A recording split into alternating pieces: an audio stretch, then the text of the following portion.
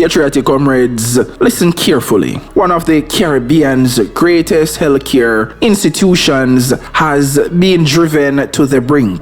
The University Hospital of the West Indies didn't fail its people. It was failed by corruption, mismanagement, and a betrayal of public trust. Today, Dr. Alfred Dawes exposes the truth they didn't want you to hear. How do you destroy a world-class hospital without firing a single shot? Mismanagement, corruption, and silence. Patriotic comrades, the University Hospital of the West Indies has been betrayed, and we are about to name exactly how it happened.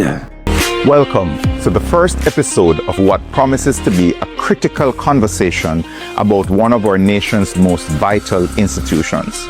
I'm Dr. Alfred Dawes, Shadow Minister of Health and Wellness and a graduate of the University of the West Indies Medical School and a former chief resident in the Department of Surgery at the University Hospital. And over the coming days, we'll be taking you through a disturbing journey, one that exposes how the University Hospital of the West Indies, a beacon of Caribbean healthcare excellence, has been brought to its knees by mismanagement, corruption, and a fundamental betrayal of public trust. The recent revelations in the Auditor General's report are not just numbers on a page. They represent lives affected, resources squandered, and a healthcare system pushed to the brink. Today, let's start at the beginning with the history of this great institution, its regional importance, and the crisis it now faces. Let's pause here, Patriotic comrades, because what we are seeing isn't an accident. When public institutions fail at this scale, it's almost never about lack of talent or effort. It's about leadership, decisions, plain and simple, priorities, and accountability. Plain and simple. This is what systematic failure looks like. Not one bad policy, not one bad year, but a pattern of neglect that compounds over time. So in other words, the system don't collapse overnight. This didn't happen by accident. Failures like this takes planning. Neglect is a policy choice at this level. At this level, Patriotic comrades, neglect is a policy choice. Let me just put it like that. To understand what we stand to lose, we first must understand what the University Hospital of the West Indies truly represents. In 1945, in the aftermath of World War II, the Committee of Higher Education in the colonies made a transformative recommendation: establish a university in the West Indies. Jamaica was chosen as a site, and critically, it was decided that the first faculty should be that of medicine, as there was a desperate shortage of medical professionals throughout the region. In October 1948, the University College of the West Indies, affiliated with the University of London, opened its doors with its first cohort of medical students. On January 18, 1953, Sir Winston Churchill himself toured the hospital. The message was clear. This was an institution of international significance, deserving of international support. The UHWI is not just another hospital. It is the first teaching hospital in the entire Caribbean region and an internationally recognized academic institution. It serves as the premier regional referral center, providing other Caribbean countries with an affordable option for critical services. When medical students from across the English-speaking Caribbean seek world-class training, this is where they come. Today, the hospital operates 579 beds and is classified as a Type A regional referral hospital, the highest classification. Each year, an estimated 10% of the Jamaican population visits the hospital. But beyond Jamaica, UWI's impact radiates throughout the region. It graduates more than 300 healthcare workers annually at the undergraduate level and almost 40 specialists at the graduate level through the Faculty of Medical Sciences. These professionals don't just serve Jamaica. They return to Barbados, Trinidad, Grenada, Belize, Guyana, and every corner of the English-speaking Caribbean to provide medical care in their home countries. This is the institution that made me, as well as my colleagues, be able to serve you. This is what we stand to lose should we continue down this road. Mismanagement in healthcare isn't abstract. It shows up as longer wait times, burned out staff, broken equipment, and ultimately preventable loss of life. When administrators are insulated from consequences, the system stops serving patients and starts serving itself. That's what you get with this level of mismanagement, because there are no consequences for the people them where I make the decisions. So this is what mismanagement looks like. In other words, leadership matters. This proves it. Bad decisions compound. Incompetence has consequences. And as we can see, so a pure incompetence from the CEO to the board, right across the board. The Ministry of Health and Wellness itself has acknowledged that cases of chronic non-communicable diseases such as diabetes, hypertension, heart disease, and kidney disease continue to burden the facility, causing chronic overcrowding and ward space problems. This isn't a new problem. As far back as 2017, reports warned that the overcrowding at the UHWI could cost the hospital its accreditation to train doctors and nurses. Resident doctors have written formally to management describing working conditions that fall below acceptable standards for a tertiary teaching hospital. They document that doctors currently lack adequate on-call rest facilities and functional beds, furniture, and even refrigerators. They state bluntly, these conditions fall below acceptable standards for a tertiary teaching hospital. In detailed internal memos, staff outline what they call long-standing infrastructural and supply challenges. Defective and unused beds, over 30 of them on the medical wards alone. Severe overcrowding in the emergency department experienced by every patient and relative who visit.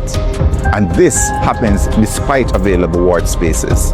The closure of the medical annex for over 17 months and recurrent shortages of basic items such as stationery.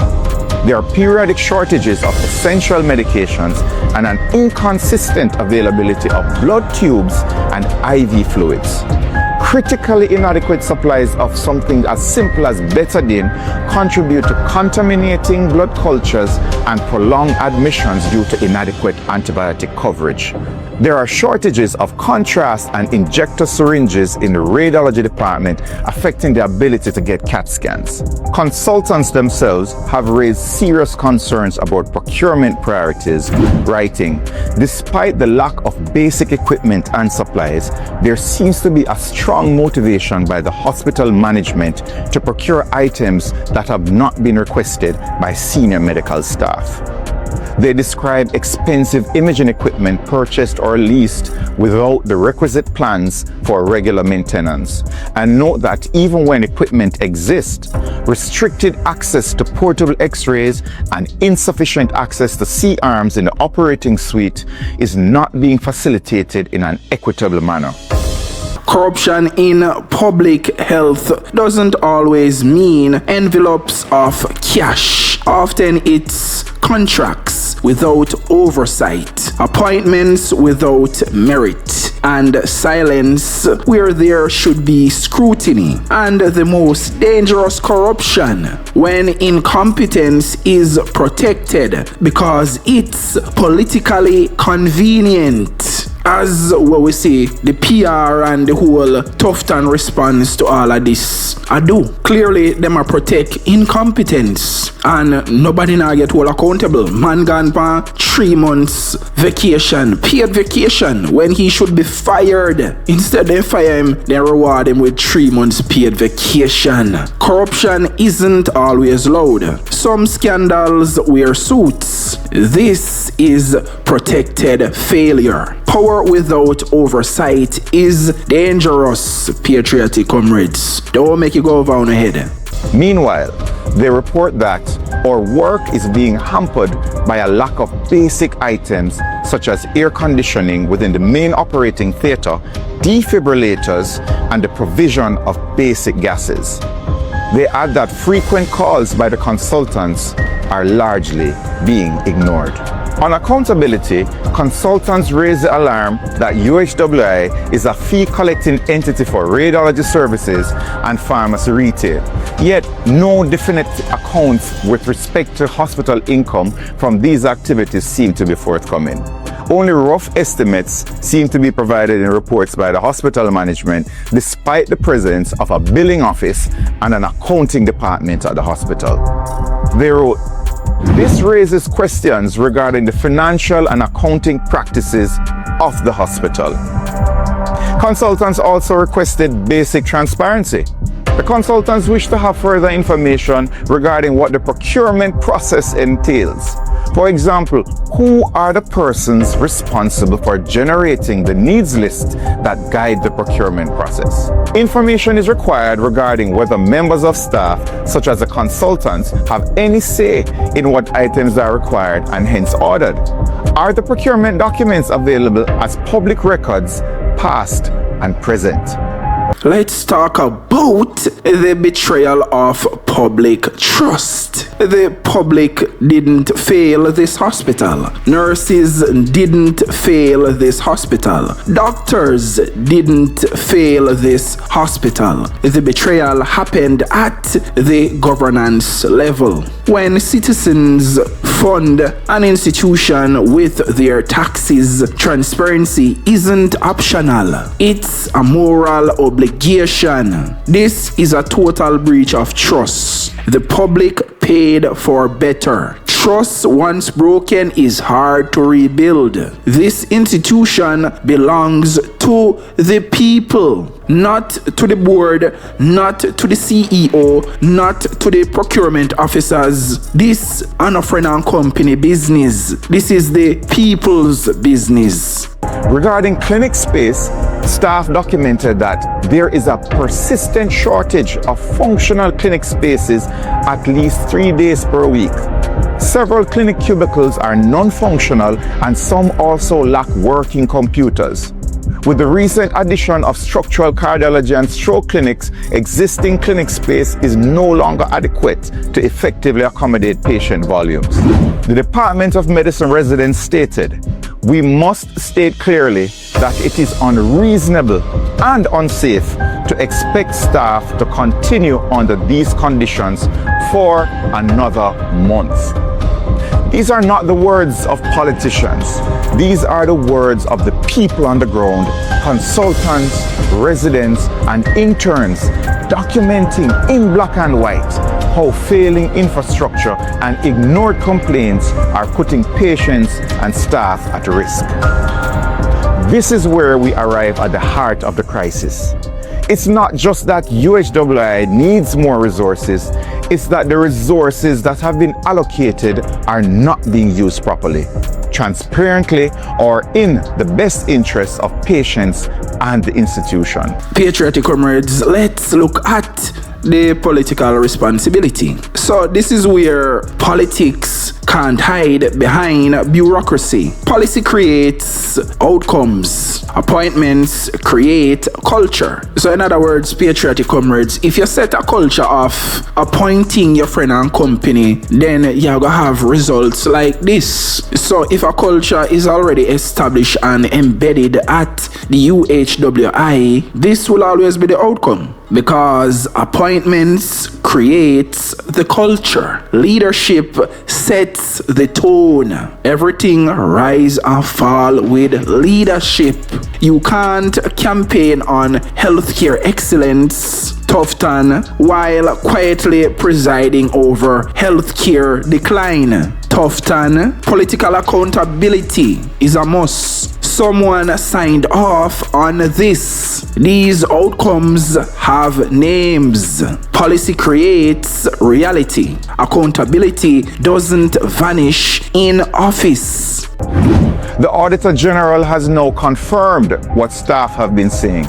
The performance audit found that UHWI could not produce procurement documentation for 51 contracts valued at $521 million, making it impossible to verify whether the hospital got value for money or complied with the law. The same report exposed the misuse of the hospital's tax-exempt status to import goods for private entities, depriving the state of millions of dollars in revenue. So while doctors are begging for basic supplies, functioning beds, defibrillators to save lives, and safe spaces to rest, hundreds of millions of dollars are flowing through a system that cannot even produce the paperwork to show what was bought, from whom, and why.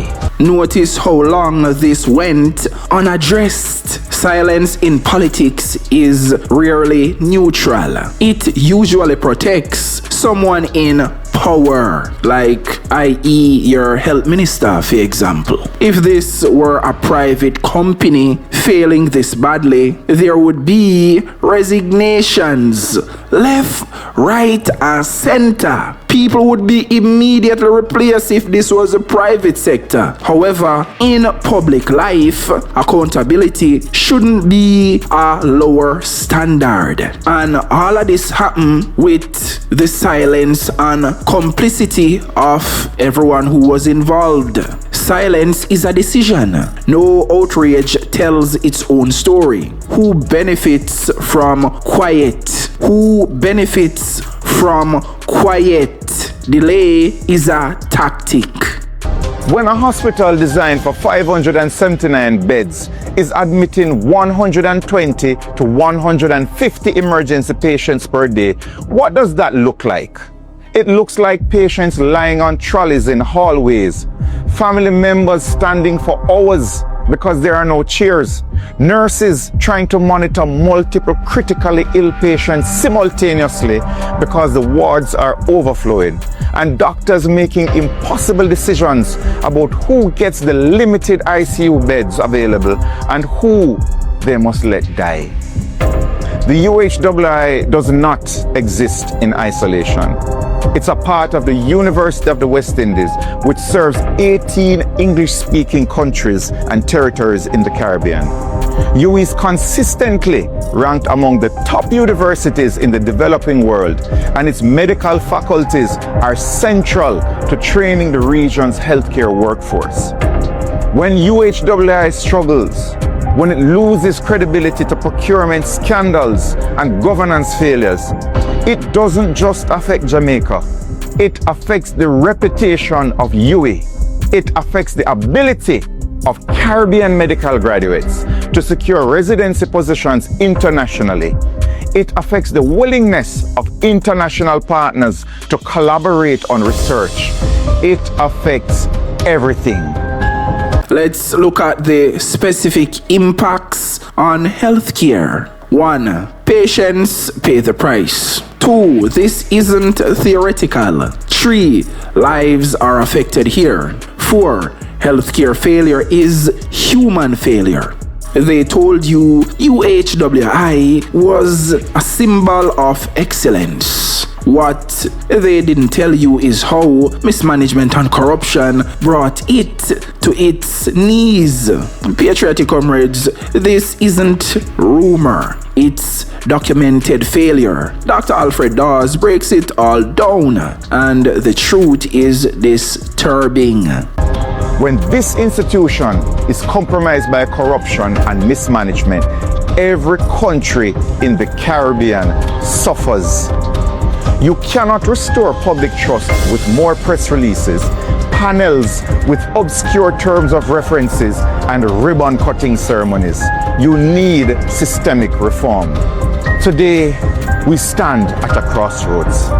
On one path lies continued decline, an institution that slowly loses its regional accreditation, its ability to attract top faculty, its capacity to provide world-class care, an institution that becomes known not for its medical breakthroughs, but for its procurement scandals, where the brightest Caribbean minds choose to train elsewhere because they have lost faith in its future.